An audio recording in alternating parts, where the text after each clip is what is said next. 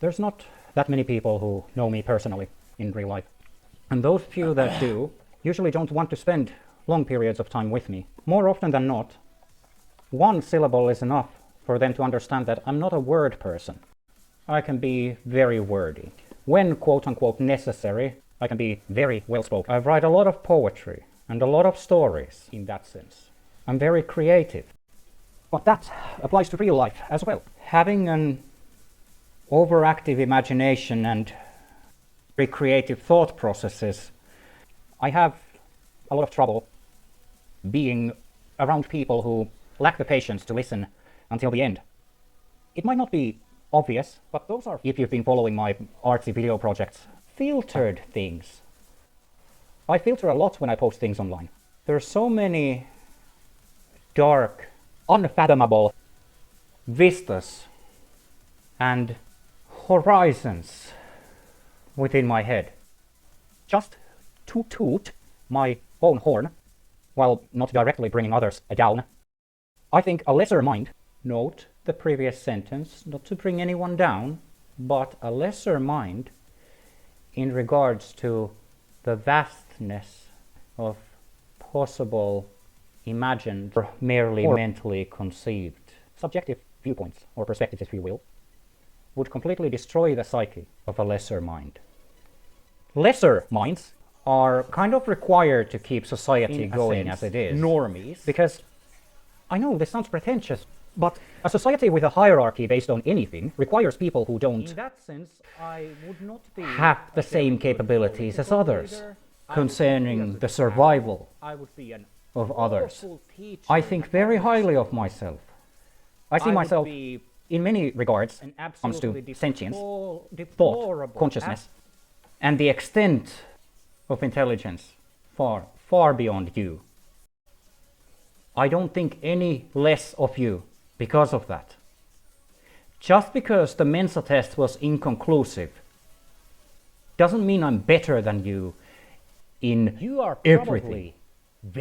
But if no one is better than another at anything, would you ever aspire to be better at something that another person is better at?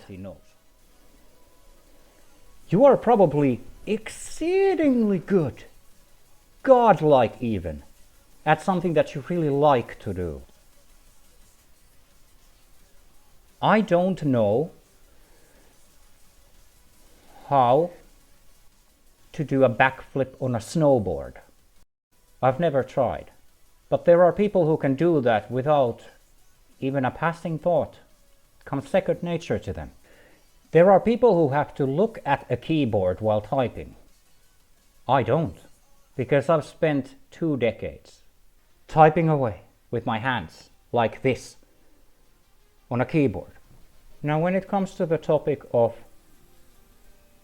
having people around me in real life, I don't like that, because when people are around me in real life, I start feeling superior immediately.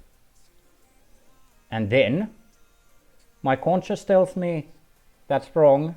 These people are not any less than you. These people are not any worse than you. And then my ego is like, just get out of the situation. These people aren't worth your time. Go back home and be a god. Because when I'm alone, that's how I see myself. I look at these wretched machines, these shiny, glowy pixels, and all I see is reflections of intelligence. If you'd see what my hands are doing right now, you would definitely agree. But you don't. And that's part of the intelligence. You never truly fully know what another is capable of until that other proves themselves to you. If that other is making a conscious effort of proving themselves, prove oneself to another. If you feel the need to seems very pretentious, any confidence in your ability to be as authentic as you can, and you have merits or skills that would be useful, beneficial, or at least entertaining to another. You don't have to prove any of that, and you shouldn't have to. Although, if you want to prove that something, you should find an avenue that also helps you improve in such a way that in the future you wouldn't feel the need to prove yourself. For example, that snowboarder who did a backflip. Next time, he might try 2 backflips and break his neck. But that's also a learning experience.